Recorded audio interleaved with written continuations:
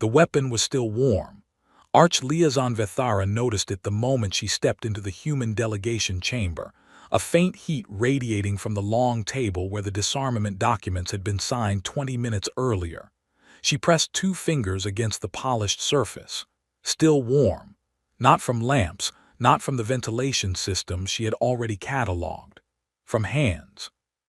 Human hands, dozens of them, pressing down on that surface in the moments before her people had entered to collect the signed copies. She did not know why that detail unsettled her. She filed it away and said nothing. The ceremony had gone smoothly. The conclave's terms had been accepted. Humanity would surrender its warships within 90 days, dismantle its orbital defense platforms within 60, and transmit full weapon schematics to the Verification Bureau within 30. The representatives had smiled during the signing, shook hands, offered refreshments.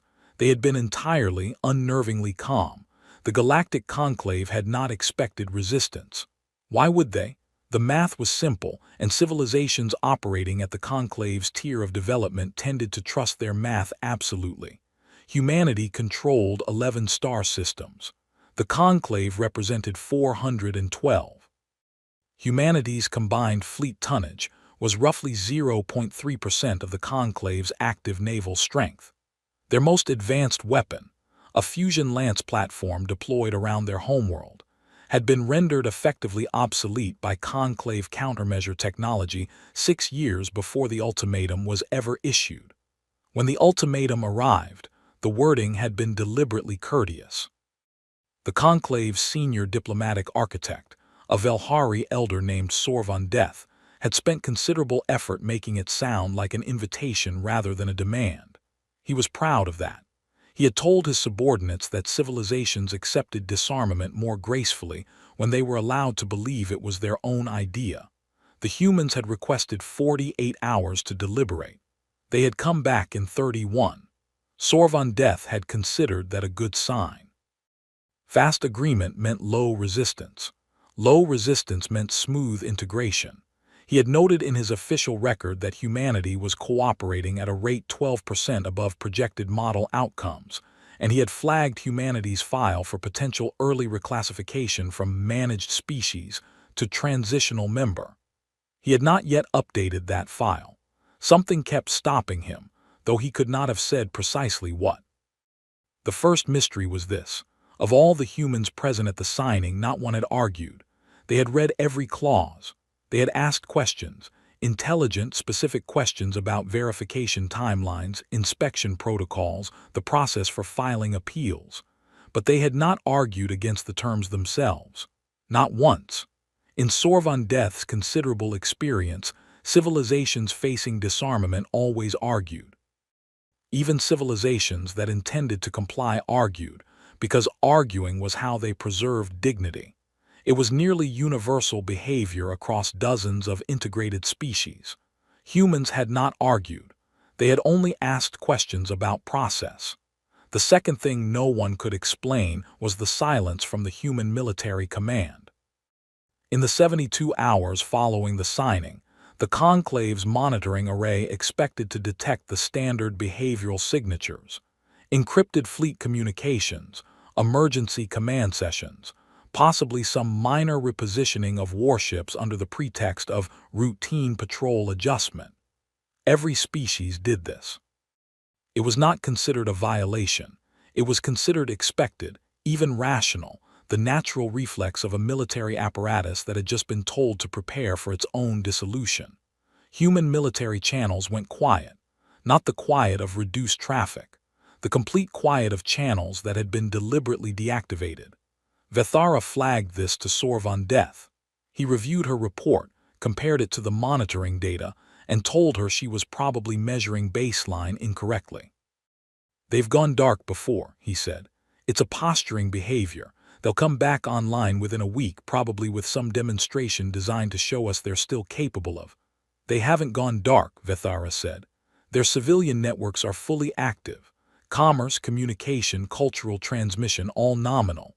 Only their military channels are silent. That's not posturing. Posturing requires an audience. They've closed the channels we were watching, not the channels they need." Sorvan Death studied her for a moment. Your implication being, I don't have an implication yet, she said. That's what concerns me. The third mystery arrived on day 11, and it arrived wearing the shape of a question so small that almost no one took it seriously. A junior analyst in the verification bureau named Thessaly Corden, she was human, one of approximately 400 humans employed in administrative roles throughout the Conclave's apparatus, a detail that would later seem significant, submitted a routine verification inquiry about the first scheduled weapons transfer. The inquiry asked for confirmation of which specific tracking identifiers the Conclave would use to verify that the Fusion Lance platforms had been powered down, as opposed to merely disconnected from their targeting systems. It was a reasonable question. It was the kind of question a compliance officer asks. Except Thessaly Corden was not a compliance officer. She was a xenolinguistic archives specialist. She had no official role in the disarmament process whatsoever. Her supervisor flagged the inquiry as misfiled and sent it back.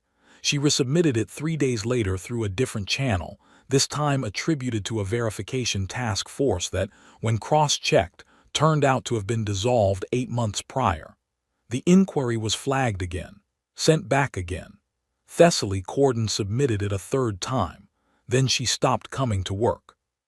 When the bureau sent someone to follow up, her apartment was clean, her personal effects were gone, and the building's occupancy records showed she had terminated her lease 6 days before submitting the first inquiry. She had been filing the questions from somewhere else. No one knew where. No one could find her. And the questions she had been asking, about tracking identifiers, about the specific methodology the Conclave would use to confirm weapons had been truly disabled versus merely concealed, remained, quietly, unanswered. Sorvan Death received Vethara's compiled report on all 3 anomalies during what should have been a routine status briefing. He read it twice. Then he set it down on his desk with the particular care of someone placing a fragile object on an uncertain surface. You think they're planning something, he said. I think they're already doing something, Vethara said. I think they were doing it before they signed. To what end? Their strategic position is. I know what their strategic position is, she paused. I'm saying it might not be the position they're operating from. The room was quiet for a moment. Pull everything we have on their historical conflict doctrine, Sorvan Death said. Not recent, early, pre-spaceflight. Vethara had already done this. What she had found was why she hadn't slept in 4 days.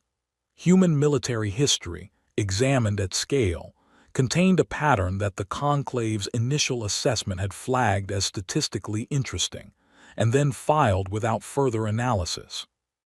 The pattern was this. In approximately 67% of conflicts where humanity had faced a technologically or numerically superior adversary, the initial phase of the conflict had involved deliberate, coordinated concealment of actual military capacity. Not retreat, not regrouping, concealment. Humans had a word for it, several words actually, drawn from dozens of languages across their history, but the concept was consistent. Make the enemy believe they understand your capability, then operate from the capability they don't know about. The Conclave's assessment had flagged this as a historical curiosity from a pre-spaceflight civilization that no longer applied, because humanity's military capacity was fully mapped by Conclave intelligence. Every ship, every platform, every weapons system, every system that humanity had reported. Vethara sat with that distinction for a long time. The question she could not answer, the one that had been keeping her awake, was not what are they hiding. It was something much worse. It was, how long ago did they start hiding it? On day 19, the first warships arrived for decommissioning. They were exactly as catalogued. Hull registry matched, weapons systems present, crew manifests accurate to within rounding tolerances. The Conclave's inspection teams boarded them, ran verification sweeps, found nothing unexpected. The ships were old. Some of them were very old. One cruiser, the Perseverance, had a commission date that made 2 of the Conclave inspectors laugh. It had been built before humanity had achieved faster-than-light travel. It barely qualified as a warship by any modern metric.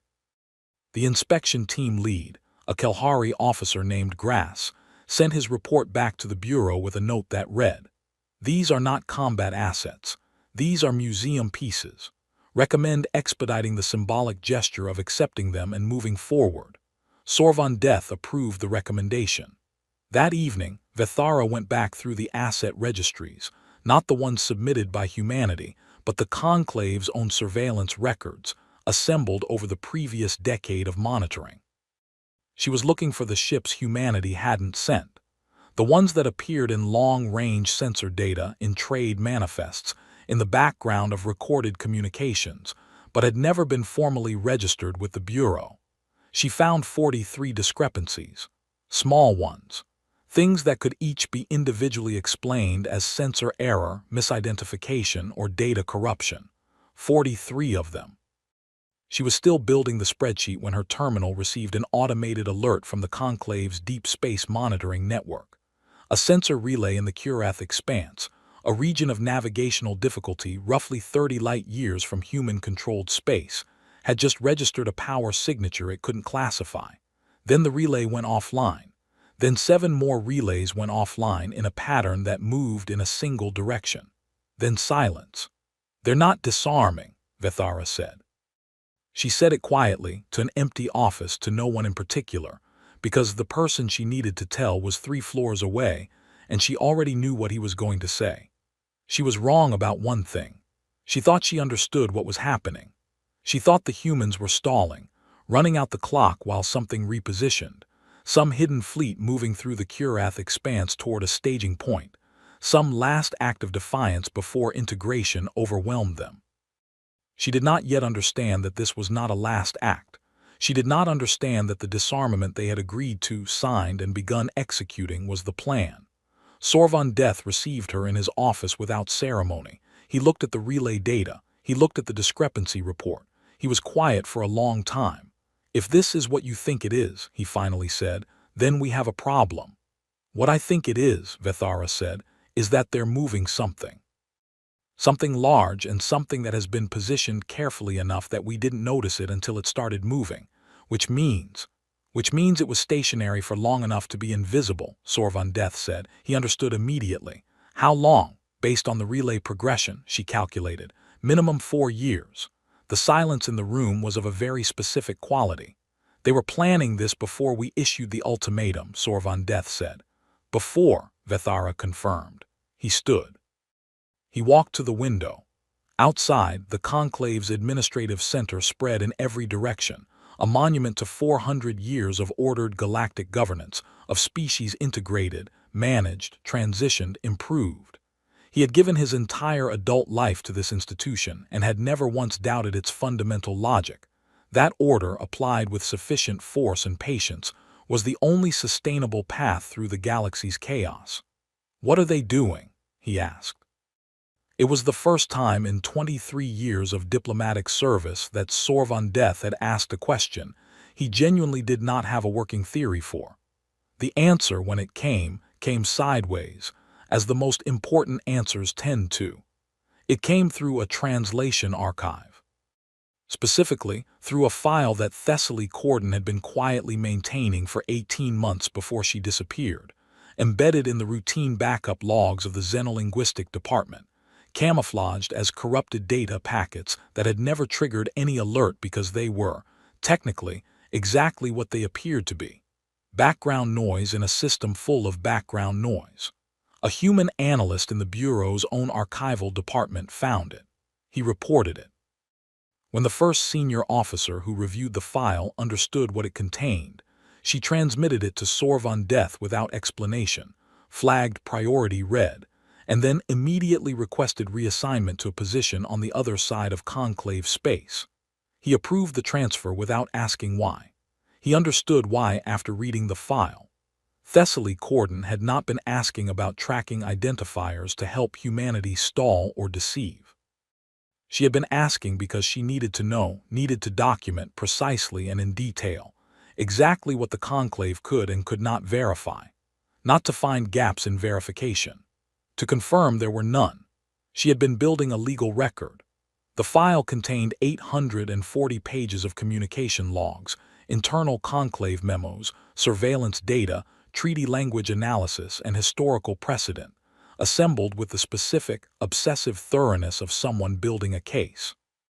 Not a military case, a legal case, filed not with any authority that currently existed, but referenced repeatedly to something called the Tharsis Accord Protocol, a dormant clause buried in conclave founding law that had never been invoked, because no one had ever believed the conditions for invoking it could be met. The conditions required a member species to demonstrate that the conclave itself had violated galactic law by coercing disarmament through threat of force, without documented evidence of hostile action by the disarmed party. The conditions required proof that the conclave had acted as an aggressor, and Thessaly Corden, in 840 pages, had assembled exactly that proof. She had been filing it with the Founding Archive, through the dissolved task force's credentials, because the Founding Archive was the one body the Conclave's Executive Council could not overrule, could not access without quorum, and could not suppress without triggering an automatic external audit. The third submission, the one filed from her now empty apartment, had been received and logged. It was sitting in the Founding Archive right now, immovable, irrefutable, waiting. The legal challenge would go active the moment someone with standing filed a formal request for review, which meant the humans had not surrendered. They had filed charges. Sorvan Death read the file 4 times before he fully understood what he was looking at. Then he sat down slowly, the way people sit down when their legs have decided the situation warrants it, and pressed both hands flat against the surface of his desk. Warm. He thought of the table in the signing chamber. He thought of Vethara saying they've closed the channels we were watching, not the channels they need. He thought of 43 discrepancies in the registry, and sensor relays going offline in a pattern that moved in one direction, and a legal case assembled with the patience of people who had known, years in advance, what was coming. He thought of the old cruiser, the Perseverance. He thought about what kind of people name a ship that. Vethara found him like that, hands on the desk, staring at nothing. She had the relay data updates under her arm and the look of someone who had run out of ways to make information sound less catastrophic. "They're not moving toward us," she said. "The power signatures in the Curath expanse, they're not a fleet positioning for engagement." "What are they doing?" She set the data down in front of him. "They're broadcasting."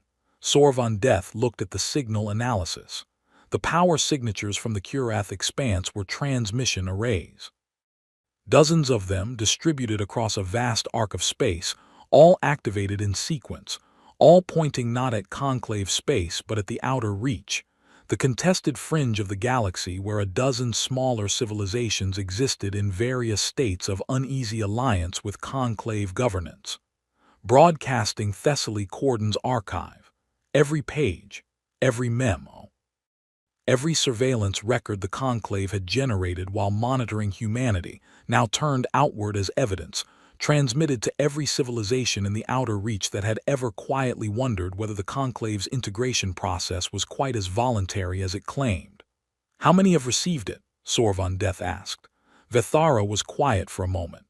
"The better question," she finally said, "is how many responded." She pulled up a second screen. 14 civilizations had already transmitted formal acknowledgement signals, not to the conclave, to humanity. 3 of them had been integrated species, member worlds, who technically had no standing to communicate independently with outside parties. They had done it anyway.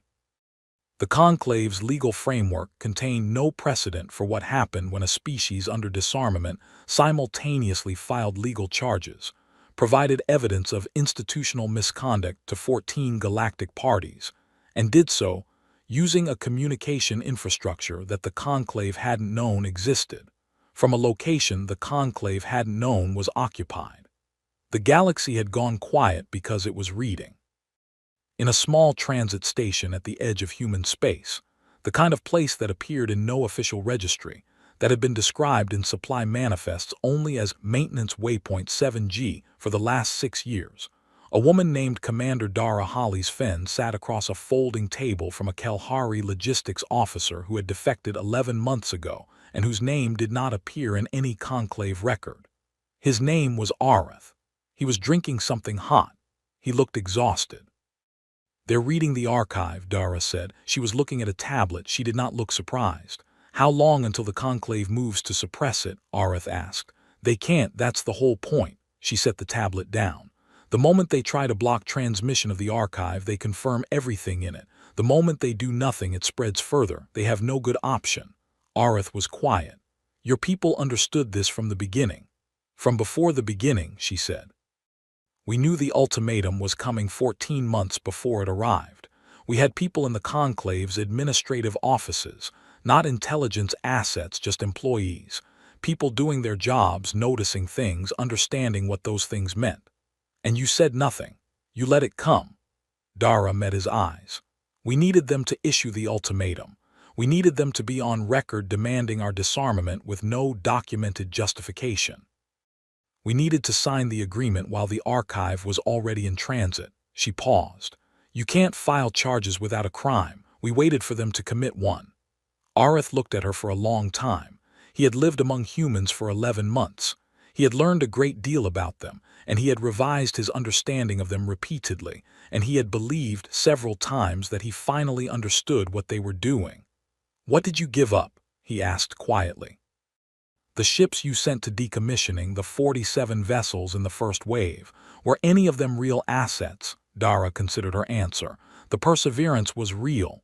You decommissioned a real warship." "One," she said, "as a gesture because the gesture needed to be authentic. And the others? The others were what we needed them to see." She stood. "Areth, how many species in the outer reach have your people ever successfully suppressed after they went public with documentation of conclave misconduct?" He knew the answer. There had been 2 attempts in conclave history. Both had ended with the suppression effort becoming its own evidence. "None," he said.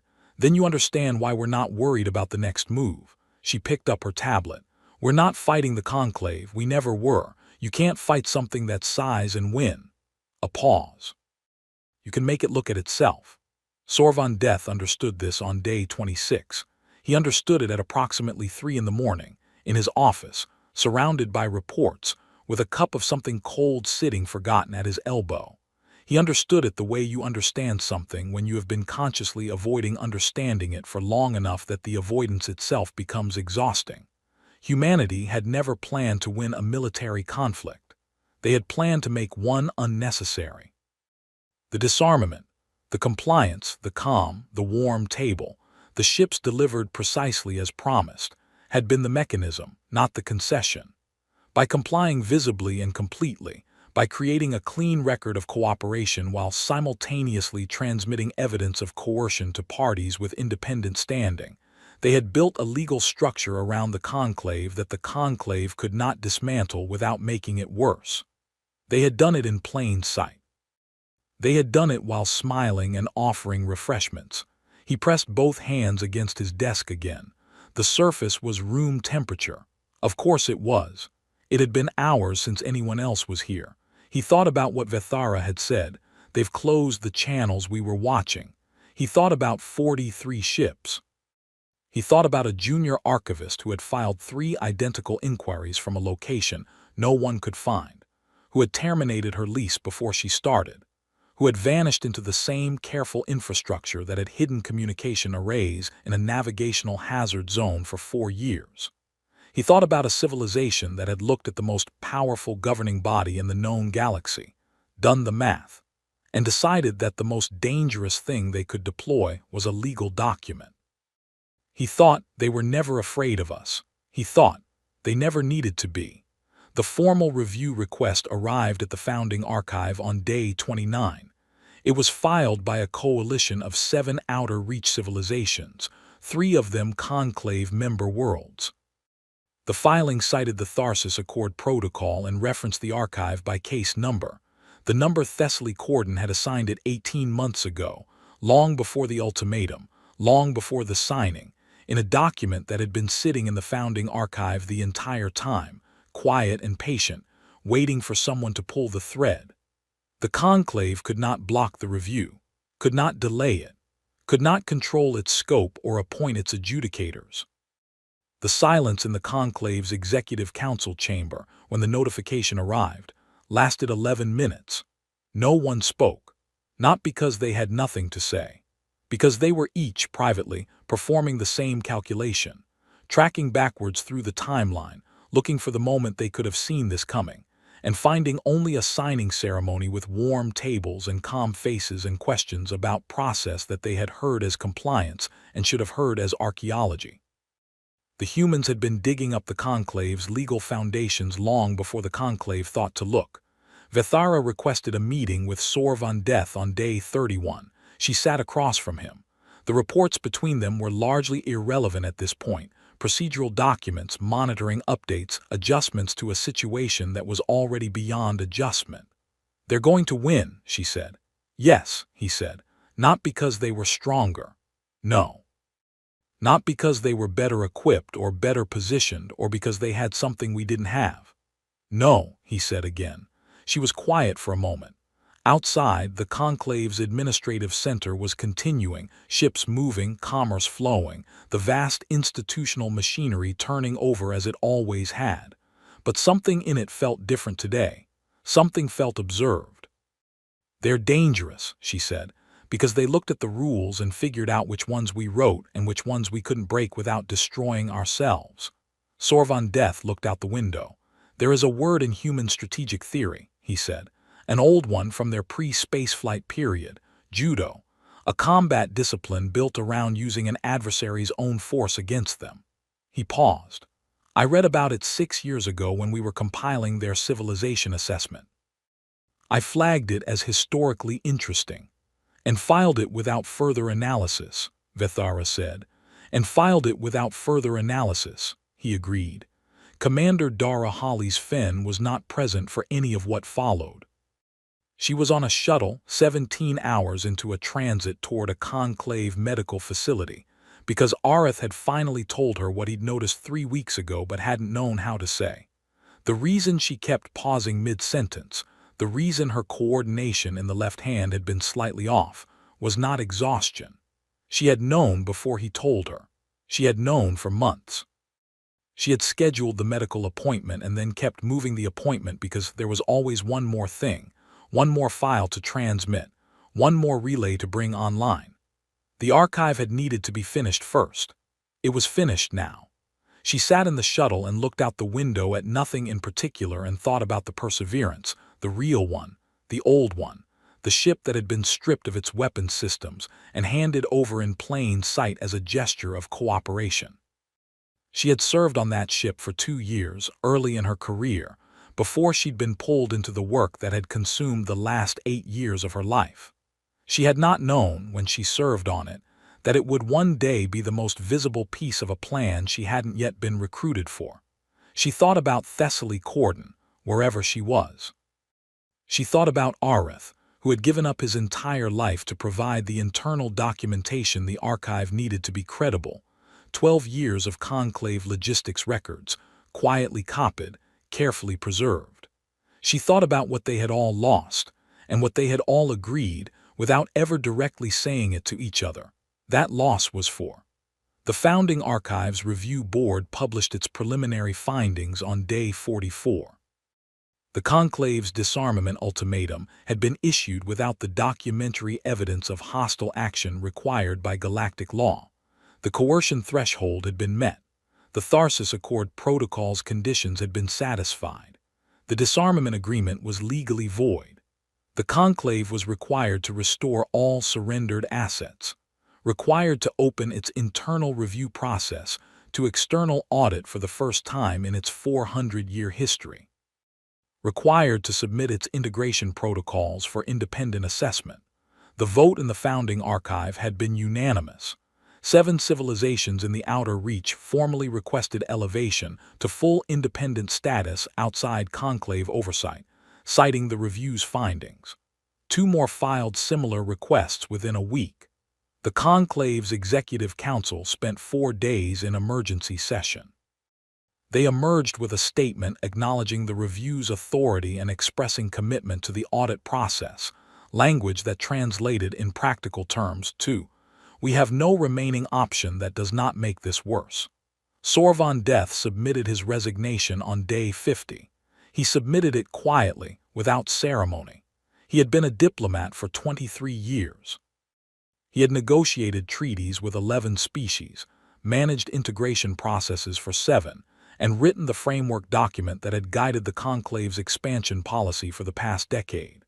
He cleared his desk with the careful efficiency of someone who had long ago decided which things mattered and which things could be let go.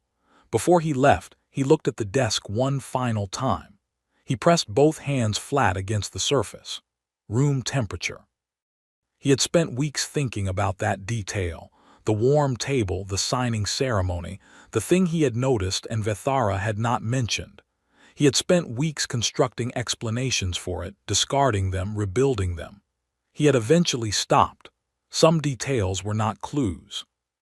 Some details were just the warmth left behind by people who knew exactly what they were doing and were not frightened, and who had held on to that surface for a moment, not from hesitation, but the way people hold on to things when they are about to do something that cannot be undone, and they want one last contact with something solid. He understood that now. He understood it the way he understood everything about them, too late, too completely, with the particular clarity of hindsight that felt less like wisdom and more like witnessing. He picked up his bag. He left. Dara received the preliminary findings from a hospital room. She was sitting up. The window beside her showed a slice of a small human colony's sky, the kind of sky that didn't make it into any official record, orange at the edges where the local star was setting, genuinely unremarkable, genuinely beautiful. She read the findings on a tablet propped against her knee. She read them twice. She set the tablet down. She did not celebrate. She had been too tired for celebrations for a long time, and she had known this outcome was coming for long enough that the arrival felt less like a victory and more like the completion of a very long sentence she'd been writing for 8 years. Arith called her that evening. "How are you feeling?" he asked. "Complicated," she said. "The council is already spinning the narrative, framing it as a procedural adjustment." "They'll do that for a while," she said. "It doesn't matter. The audit is proceeding. The outer reach filings are proceeding. The thing about legal structures is that they're very hard to unbuild once they're built." She paused. "That's why we built one." "Thessaly has surfaced," Arith said. "She's in the Veil system. She wants to know if she can come home." Dara was quiet for a moment. "Tell her yes," she said. "Tell her," she stopped, started again. "Tell her the archive is in the record permanently. Tell her it took." A pause from his end. "You knew it would," Arith said. "I knew it had to," she said. "There's a difference." She set the communicator down. Outside, the sky had gone fully dark. The colony's lights were coming on below, small and warm and entirely ordinary. She thought about the Perseverance, about the years the ship had carried people from one place to another without anyone asking too carefully about where it had been built or why it was still running, about the name, about why, of all the ships in the first decommissioning wave, she had made sure that one was real. Not as a sacrifice, as a signature. The Conclave would audit, the outer reach would reorganize. The legal framework humanity had built, not in warships, not in weapons, but in 840 pages of someone else's records, turned carefully outward, would outlast the careers of everyone who had opposed it, and most of the careers of everyone who had built it.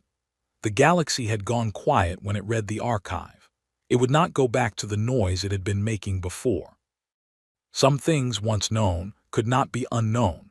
Some structures, once built in plain sight, could not be quietly demolished. And some civilizations, the small ones, the ones everyone had already calculated into acceptable losses, had a way of making the calculation itself the weapon. Humanity had not defeated the Conclave. It had simply refused to participate in the version of events where defeat was the only available outcome. It had done so patiently, carefully, over years, in full view of every monitoring system the Conclave deployed, and the monitoring systems had watched and recorded and filed reports that said, "Cooperation proceeding at 12% above projections." The galaxy, now reading those reports alongside Thessaly Cordon's archive, was understanding something for the first time. Something that would take decades to fully articulate, and that every species in the outer reach would quietly carry forward into every interaction they ever had with humanity afterward. The conclave had ordered them to disarm. They had complied completely.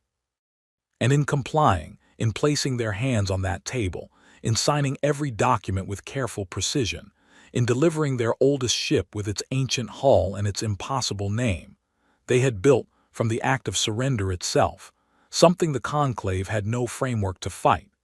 Not because humans were the strongest species in the galaxy, not because they were the most advanced, or the most numerous, or the most feared, but because they were the species that looked at the mathematics of a situation where they could not win and quietly decided that the mathematics were asking the wrong question, and they had all the patience in the world.